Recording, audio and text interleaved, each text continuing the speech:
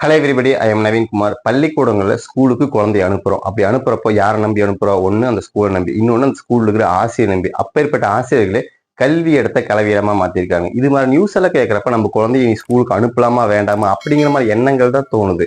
இப்ப அந்த குழந்தை கிருஷ்ணகிரியில் இருக்கிற ஒரு அரசு மருத்துவக் கல்லூரியில மனநல ஆலோசனைக்கு உட்பட்டிருக்குது. இது கேட்கறப்ப எவ்வளவு ஒரு கஷ்டமா இருக்குது. உண்மையிலேயே அந்த ஸ்கூல்ல என்ன நடந்தது அப்படிங்கிறது டீட்டெயிலா பார்ப்போம். ஃபர்ஸ்ட் ஆஃப் ஆல், கிருஷ்ணகிரியில் இருக்கிற ஒரு அரசு பள்ளிக்கூடம். இந்த பள்ளிக்கூடத்துல ஒரு 13 வயசு படிக்கக்கூடிய குழந்தை. இந்த குழந்தை பார்த்தீங்கன்னா ஒரு 8ஆம் வகுப்பு படிக்கக்கூடிய மாணவி. இந்த குழந்தை கடந்த ஒரு மாச காலமா ஸ்கூலுக்கு வரல. அந்த ஸ்கூல் சைடு இருந்து அந்த குழந்தையோட வீட்டுக்கு கால் பண்றாங்க. அட்டன் பண்ணான்னு பேசுறதுல சரியா ஒரு ரெஸ்பான்ஸ் பண்றதுல அந்த ஸ்கூல்ல இருக்கிற எச்எம் என்ன பண்றாங்க, சரி நம்ம நேரடியா போய் பார்ப்போம் அப்படிங்கிற மாதிரி அந்த குழந்தையோட வீட்டுக்கு நேரா போய் பாக்குறாங்க.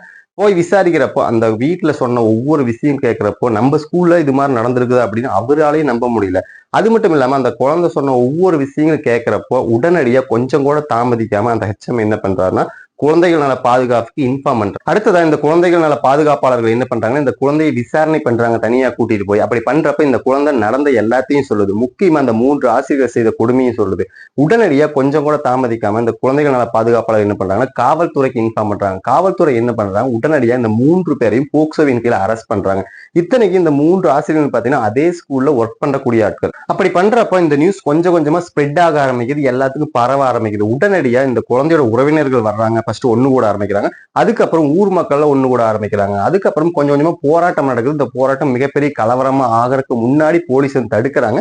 தடுத்தாலும் இந்த கிரௌட கட்டுப்படுத்த முடியும் போலீஸால. ஏன்னா படிக்கக்கூடிய ஒரு ஸ்கூல்ல ஒரு மாணவிக்கு ஒரு குழந்தை, ஒரு 8ஆம் வகுப்பு படிக்கக்கூடிய குழந்தைக்கு, அந்த குழந்தைக்கு என்ன தெரியும்? அந்த குழந்தைக்கு இந்த மாதிரி ஒரு நிகழ்வு ஏற்பட்டதுக்கு இவங்க எல்லாம் ஒண்ணுக்கு ஒண்ணு தப்பே இல்லை. என்ன கேட்ட ஒரு மிகச்ச ஒரு சரியான செயல் தான் சொல்லுவேன். இந்த ஊர் மக்கள் எல்லாம் ஒண்ணு கூடி அவனுங்களை எங்ககிட்ட ஒப்படைங்க, நாங்க பாத்துக்கிறோம், நீங்க அரெஸ்ட் பண்ணாதீங்க, நீங்க விட்டாலும் நாங்க விட மாட்டோம் அப்படிங்கிற மாதிரி போராட்டத்தில் ஈடுபட்டாங்க. ஒரு 13 வயசு குழந்தை ஸ்கூல் படிக்கிற பொண்ணுகிட்ட இந்த மாதிரி நடந்திருக்கா, இவனுக்கு நாங்க எப்படி சும்மா விடுவோம் அப்படிங்கிற மாதிரி போராட்டத்தில் ஈடுபட்ட மக்களை அந்த ஸ்கூலுக்கு நிர்வாகிகளும் போலீஸும் கட்டுப்படுத்தி சமாதானப்படுத்தி அனுப்பி வைக்கிறாங்க. அடுத்ததான் இந்த 3 பேரையும் விசாரணைக்கு உட்படுத்துறாங்க. அப்படி உட்படுத்துறப்ப போலீஸ் தரப்புல இருந்து என்ன சொல்லப்படுதுன்னா, இதை சொல்றப்போ எனக்கு ஒரு சங்கட்டமா இருக்குது. அந்த மாதிரி நிகழ்வு தான் நடந்திருக்குது. ஏன்னா ஃபர்ஸ்ட் இந்த குழந்தை ஸ்கூலுக்கு வந்திருக்கா. அதுக்கப்புறம் என்ன பண்றாங்கன்னா இந்த ஆசிரியர்கள் பயன்படுத்தக்கூடிய கழிவறைக்கு ஒரு ஆசிரியர் மட்டும் இந்த குழந்தையை கூட்டிட்டு போய் அந்த குழந்தைகிட்ட அங்க தப்பா நடந்திருக்கா.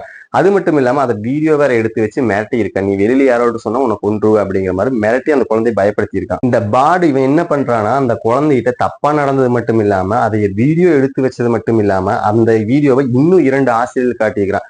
அந்த பாடு பரதேசி என்ன பண்ணிருக்கானுங்கன்னா அதே குழந்தைய அதே கழிவறைக்குள்ள கூட்டிட்டு போய் அவனுக்கு 2 பேரும் தப்பா நடந்திருக்கானுங்க. அந்த குழந்தைய மிரட்டியும் வேற வச்சிருக்கானுங்க.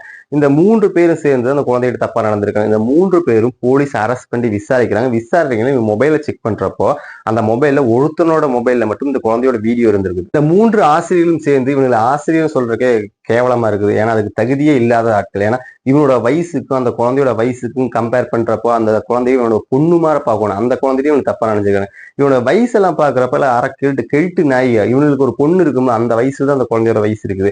அந்த குழந்தைகிட்ட இப்படி தப்பா நடந்திருக்காங்க. இதுல ஒருத்தரோட பெயர் ஆறுமுகம், இவனோட வயசு 46. இன்னொருத்தரோட பெயர் சின்னசாமி, இவனோட வயசு 37. இன்னொருத்தரோட பெயர் பிரகாஷ், இவனோட வயசு பாத்தீங்கன்னா 43.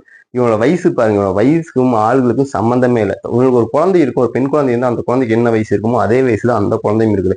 அந்த குழந்தையும் எனக்கு தப்பா நடந்திருக்காங்க. அது மட்டும் இல்லாம அதை வேற ஒரு வீடியோவை எடுத்து வச்சு அந்த குழந்தைய மிரட்டியும் வேற வச்சிருக்காங்க. நம்ம குழந்தைகளை கல்வி கற்று அவங்க பெரிய ஆள் ஆகணும் அப்படின்னு ஆசைப்பட்டு அந்த குழந்தைகளை ஸ்கூலுக்கு அனுப்புறோம். அப்படி அனுப்புறப்ப அந்த ஆசிரியர்கள் இருக்காங்க அப்படின்னு அவனுங்களை நம்பி அனுப்புறோம். அந்த மாதிரி நாய்கள் இவனுங்களே இந்த மாதிரி பண்றப்ப நம்ம யாரை நம்பி அனுப்ப முடியும், யாரை தப்பு சொல்ல முடியும்?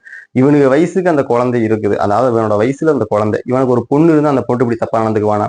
ஊரா விட்டு பொண்ணுகிட்ட என்ன வேணா பண்ணலாம், யாரும் கேட்கக்கூடாது. அதே மாதிரி அந்த குழந்தையை மிரட்டி அந்த குழந்தைய நினைச்சு பாருங்க, ஒரு செகண்ட் மனதளவில் உடலளவில் எவ்வளவு பாதிக்கப்பட்டிருக்கும். அது ஃபியூச்சர்ல இதை நினைச்சு எவ்வளவு கஷ்டப்பட்டு ஃபீல் பண்ணும். இந்த குழந்தையோட பெற்றோருக்கு முழுக்க முழுக்க பாதுகாப்பாகவும் துணையாகவும் இருந்தது அந்த ஸ்கூலோட எச்எம்மும் குழந்தைகள் நல்ல பாதுகாப்பாக இருந்தா.